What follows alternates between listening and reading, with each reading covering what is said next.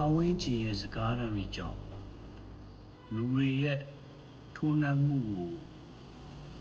ပြုလုပ်ခံရတဲ့အတွက်ကြောင့်တစ်ခါတလေမှာအစိတ်တက်ကြတာမျိုးတွေစိတ်ညစ်တာမျိုးတွေကြုံရတတ်ပါတယ်ရည်ရွယ်ချက်တွေလည်းမရှိဘူးပန်းတိုင်တွေလည်းမရှိဘူးကိုယ့်ရဲ့လုပ်ရက်တွေဟာလည်းဥတီရမဲ့ရှောက်လို့နေတယ်ဆိုလို့ရှိရင်တစ်ခါတလေမှာပတ်ဝန်းကျင်ရဲ့ထိုးနှက်မှုခံရတဲ့အခါရည်ရွယ်ချက်တွေပန်းတိုင်တွေနဲ့ရှောင်လန်းနေတဲ့လူတစ်ယောက်ကိုဘယ်သူတွေပဲလာပြီးတော့ထိုးနှက်မှုတွေရှိနေပါစေပြိုလဲသွားမှာမဟုတ်ပါဘူးခင်ဗျာ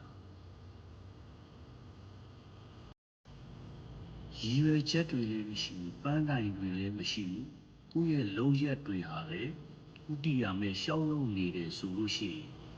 တစ်ခါတလေမှာပတ်ဝန်းကျင်ရဲ့ထိုးနှက်မှုကိုခံရတဲ့အခါပြိုလဲသွားတတ်တာမျိုးတွေကြုံတွေ့ရတတ်ပါတယ်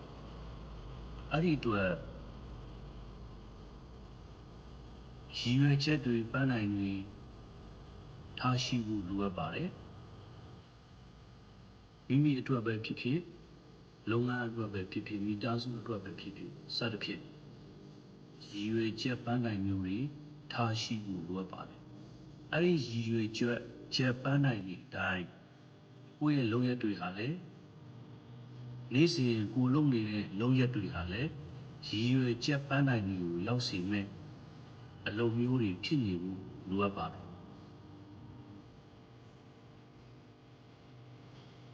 ရည်ရွယ်ချက်ပန်းတိုင်တွေနဲ့ရှောင်လန်းနေတဲ့လူတစ်ယောက်ကိုဘယ်သူတွေပဲလာပြီးတိုက်ခိုက်ဘယ်သူတွေပဲလာပြီးတော့ထိုးနှက်မှုတွေရှိနေပါစေ